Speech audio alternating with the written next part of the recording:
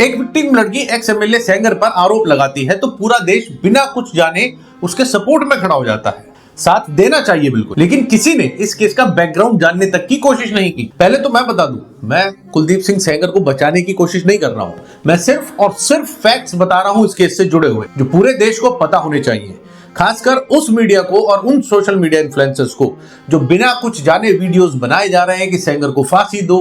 सड़कों पर इतने लोग निकल पड़े हैं हाथों में बोर्ड्स ले लेकर कि फांसी दो। मेरी गारंटी है उनमें से एक को भी ये बातें पता नहीं होंगी। सबसे पहले तो इसमें कुलदीप सिंह सेंगर और विक्टिम लड़की के परिवार के बीच पिछले 25 सालों से जो रंजिश चल रही है, जिसकी पूरी टाइमलाइन और कब क्या हुआ वो मैंने अपनी पिछली वीडियो में डाला हुआ है। वो तो किसी को पता ही नहीं था और वो रंजिश चल रही थी ईयर 2000 से। लेकिन इसमें हम बात करेंगे एक बहुत ही महत्वपूर्ण इवेंट की इस केस से जुड़े हुए, जो हुआ 2016 में। उन्नाव में जिला पंचायत अध्यक्ष का चुनाव होना था, जिसमें कुलदीप सेंगर अपनी वाइफ संगीता सेंगर को खड़ा करते हैं। तो वहीं विक्टिम लड़की की फैमिली चाहती थी कि विक्टिम की मदर आशा सिंह इसमें खड़ी हो, लेकिन क्योंकि सेंगर परिवार की जान पहचान क्षेत्र में ज्यादा थी, तो इसलिए विक्टिम की मदर आशा सिंह की जगह सेंगर की वाइफ संगीता चुनाव लड़ती है और वो जीत भी जाती है, जिसके बाद से ये रंजिश और ज्यादा गर्मा गई। अब ट्रायल कोर्ट में डिफेंस और कुछ लोकल चश्मदीदों के अनुसार एक चौंकाने वाली बात निकलकर सामने आई थी, जिसमें विक्टिम लड़की का अफेयर था शुभम सिंह नाम के लड़के से,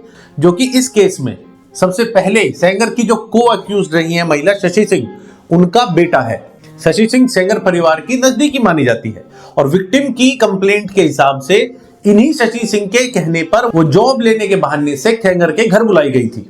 लेकिन ट्रायल कोर्ट में बताया गया कि शुभम और विक्टिम लड़की का अफेयर था और दोनों साथ में अपनी मर्जी से फरार भी हो गए थे, जिसमें वो 11 जून 2017 से 20 जून 2017 तक फरार बताए गए। जिसके बाद गांव में पंचायत भी होती है दोनों के भागने को लेकर, जिसमें सजेस्ट किया गया कि दोनों की शादी करा दी जाए। लेकिन शुभम की मां शशि सिंह शादी के लिए नहीं मानी, तब जाकर बदला लेने की नीयत से ये केस किया गया। ये डिफेंस ने कोर्ट के सामने रखा था। लेकिन यहाँ विक्टिम की एज एक बहुत बड़ा फैक्टर बन जाती है, क्योंकि कोर्ट ने जो डेट ऑफ बर्थ को एक्सेप्ट किया है उसके हिसाब से लड़की माइनर है, यानी कि नाबालिग है, और उसकी अपनी मर्जी से भाग जाना भी इररिलेवेंट हो जाता है।